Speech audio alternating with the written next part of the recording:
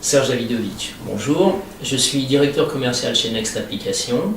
Nous travaillons dans le domaine de la gestion de relations clients avec une solution particulièrement adaptée technologiquement à travers un accès web sur un domaine un petit peu particulier du monde du logiciel mais qui est en fort développement. Ce marché est mature aujourd'hui après une phase d'expansion ces dernières années et nous y retrouvons des projets stratégiques pour l'entreprise où nous avons très régulièrement une forte implication des acteurs en charge des projets. C'est un domaine passionnant sur lequel en fait nous faisons des avancées importantes en termes de déploiement et c'est une expérience riche que nous allons partager avec vous aujourd'hui.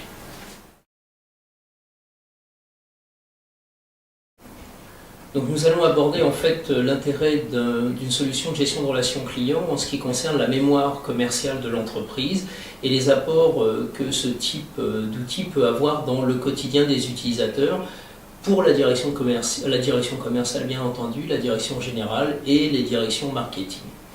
En fait, initialement, des outils de ce type-là sont venus dans un grand axe sur tout ce qui est gestion de la force de vente, avec des buts d'optimisation du nombre de visites par commercial, des buts de contrôle très fréquemment de l'activité des vendeurs terrain et une nécessité de reporting importante pour les managers. Aujourd'hui, ces outils sont entrés dans une phase mature et ce qui devient de plus en plus pertinent, c'est d'avoir un accès en temps réel aux informations et surtout une exploitation importante a posteriori par les équipes marketing et les équipes stratégiques au siège. Grâce à des outils de ce type-là, effectivement, les vendeurs vont avoir en leur possession la totalité de leur activité, la totalité des contacts qu'ils ont avec l'entreprise qui leur fait face, mais également tous les interlocuteurs de leur entreprise qui ont été en contact avec la société visitée. Ça ira effectivement du service après-vente, du service mise en route, de la logistique au niveau livraison, ou bien de l'administration des ventes au niveau facturation et suivi des commandes. Tout ceci permet en fait à un commercial d'être beaucoup mieux armé face à ses interlocuteurs et d'avoir un vrai apport dans sa relation avec ses clients et ses prospects. Oui, ce qui est intéressant en fait à travers ces notions qui sont dégagées par la gestion de relations clients, c'est que au niveau du client, au niveau de l'interlocuteur qui fait face au commercial, il a une vraie perception de la qualité de relation recherchée par l'entreprise. Et donc, il prend conscience qu'effectivement, en face de lui, il a un interlocuteur qui est au fait de toutes ces problématiques, qui connaît toutes les difficultés de ce que peut être sa demande et les spécificités qu'elle a, et ça ne peut qu'améliorer les relations et augmenter la fidélité du client en face de son interlocuteur. Maintenant, les commerciaux connaissent tous les détails des besoins clients, mais connaissent aussi toutes les étapes des mises en œuvre des produits de l'entreprise. Donc, en fait, ils viennent avec beaucoup plus d'armes à ce niveau-là. Les commerciaux ayant également, de temps à autre, selon les métiers, une certaine rotation en face des clients, on va dire que les commerciaux peuvent être un peu volages selon les domaines d'activité, ça permet aussi au client d'avoir en face de lui des interlocuteurs qui sont toujours à la connaissance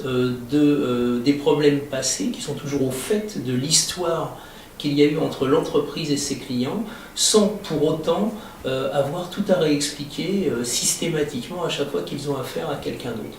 Pour la direction commerciale aussi, et ça n'est pas non plus un des moindres avantages, ça permet également de garder en mémoire on va dire un état des lieux de la prospection du commercial, même si celui-ci disparaît de l'entreprise, et de pouvoir suivre des dossiers avec toutes les conditions de garantie sur l'information qui a été transmise d'un commercial à un autre.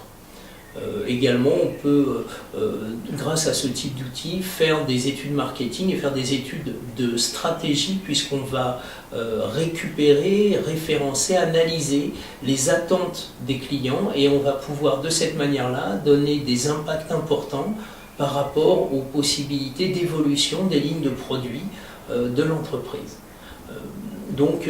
c'est globalement un outil qui traite toutes les facettes de la relation client. Bon, je n'ai pas abordé ce qu'on peut avoir à travers tout ce qui est gestion du service après-vente, de la gestion des incidents quand les gens ont des problèmes de livraison, des choses comme ça, mais ça aussi, ça fait partie du domaine de la gestion de la relation client. Et cet ensemble, en fait, amène au niveau du client une analyse de la recherche de qualité de son fournisseur qui ne peut que favoriser une relation à long terme.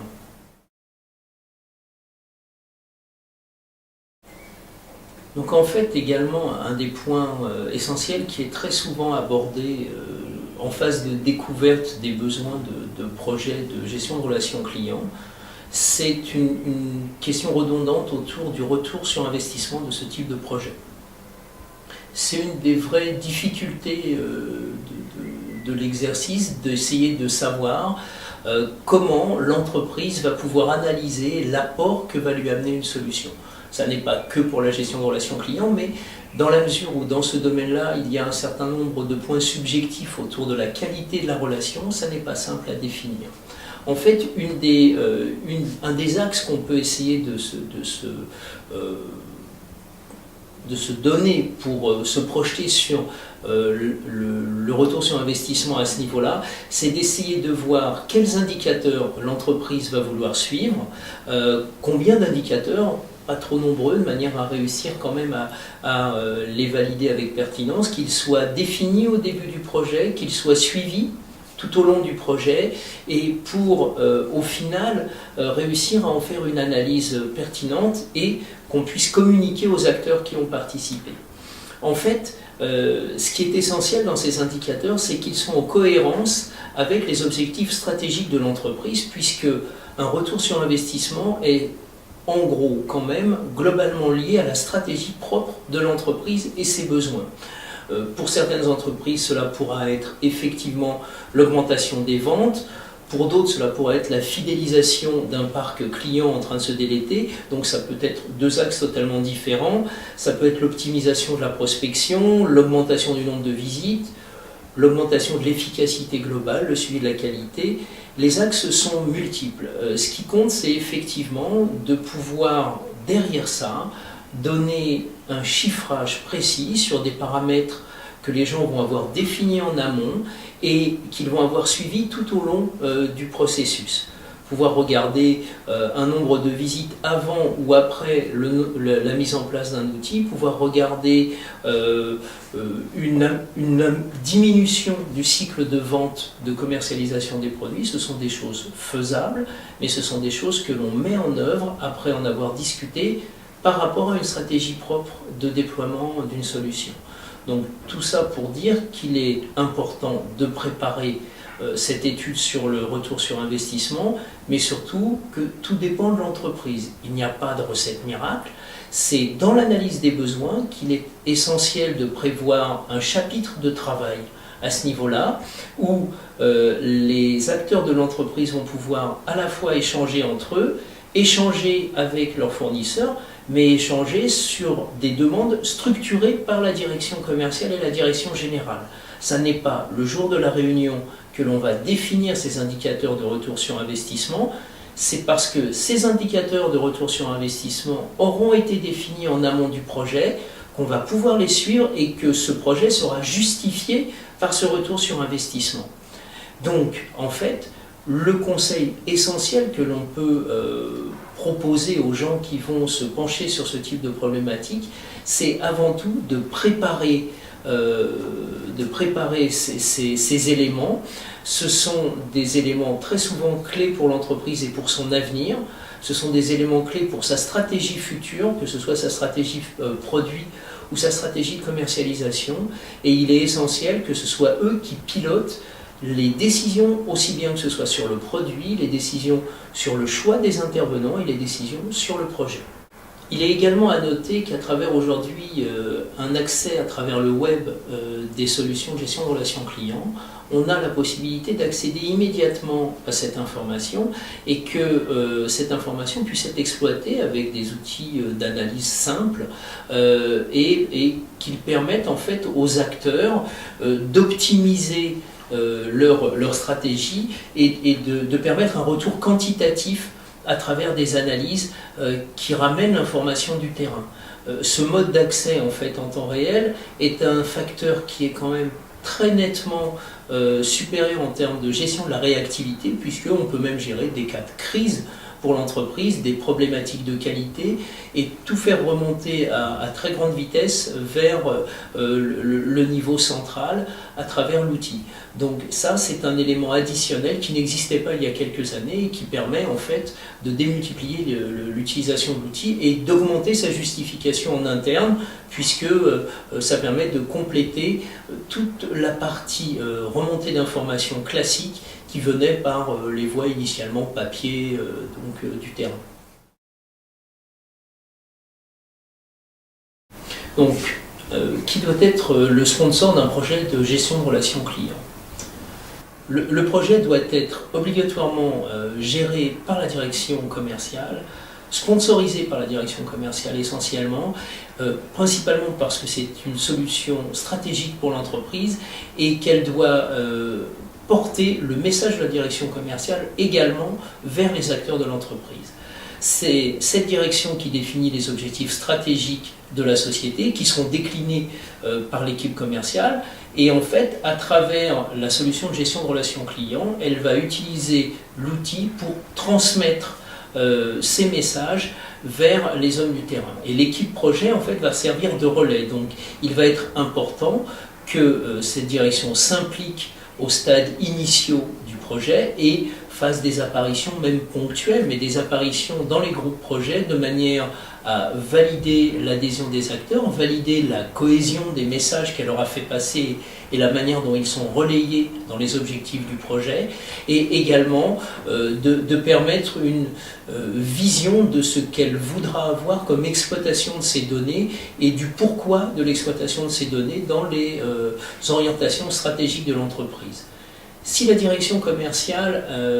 se prend le temps de venir participer à ces phases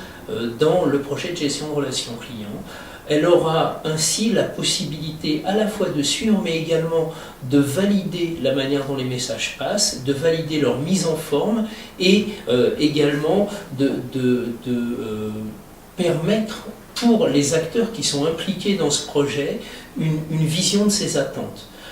Les gens peuvent avoir une vision personnelle des attentes de leur direction commerciale. Il est plus simple que la direction commerciale vienne leur présenter ses attentes et leur demande de transférer ces attentes vers les gens qui leur font face. Parce que c'est essentiellement à ces niveaux-là où les projets pêchent, et s'il n'y a pas implication des acteurs au plus haut niveau de l'entreprise,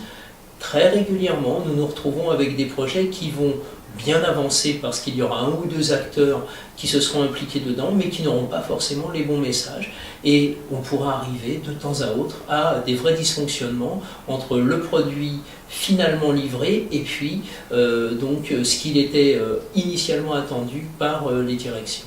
Donc c'est un vrai conseil de justifier cet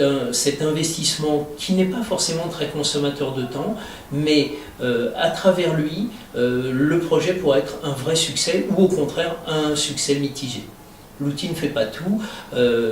gouverner c'est savoir, mais en fait, ça n'est pas parce qu'on a un bon crayon qu'on écrit un bon livre, c'est parce qu'on a une tête bien faite qu'on réussit à sortir de belles idées.